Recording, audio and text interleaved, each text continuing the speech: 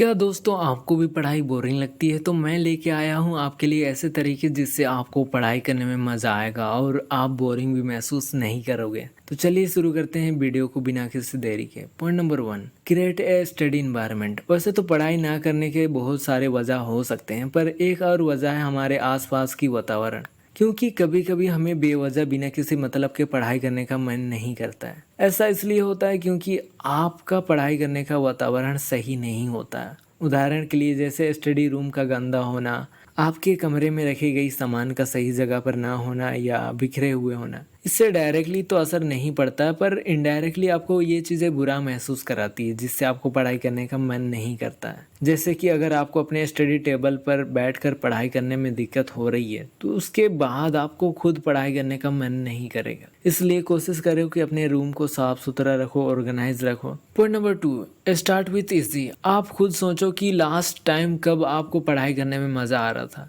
जब आपको पढ़ाई अच्छे से समझ में आ रही थी, जब आपको पढ़ाई आसान लग रही थी। टीचर जैसे ही कोई सवाल पूछ रहा था तो आप उसका फटाक से जवाब दे रहे थे। पढ़ाई बोरिंग तभी लगती है जब आपको कुछ समझ में नहीं आ रहा हो, और जब आपको पढ़ाई समझ में आती है तो वो आपको इंटरेस्टिंग लगने लगती है और फिर आपको मज़ा आता है। और पढ़ाई समझ में तभी आएगी जब आपको उसके बेसिक्स पता हो, या फिर जब आप इजी टॉपिक या कॉन्सेप्ट से शुरुआत करते हो। और अगर आप गणित में अच्छा बनना चाहते हो तो उसके लिए उसके बेसिक्स को, उसके फॉर्मूलाज को याद रखना होगा। और जब भी कोई क्वेश्चन बनाओ तो सबसे पहले इजी क्वेश्चन प्रैक्टिस कर लो, फिर धीरे धीरे करके हार्ड करते चले जाओ क्वेश्चन को।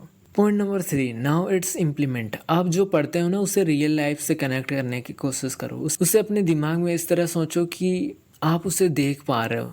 ऐसे सोचो कि जब भी कोई कहानी सुनते हो ना, उसे अपने दिमाग में किस तरह से चित्रण करते हो, उसी तरह से सोचो। अपने दिमाग में जैसे हर एक कैरेक्टर के बारे में सोचते हो। साइंस में ऐसे कई सारे थ्योरीज हैं जिन्हें आप प्रैक्टिकल भी कर सकते हो, और जब आप प्रैक्टिकल करोगे तब आपको समझ में आएगा कि जो चीज़ें आप किताबों में पढ़ते हो उसका उपयोग भी है।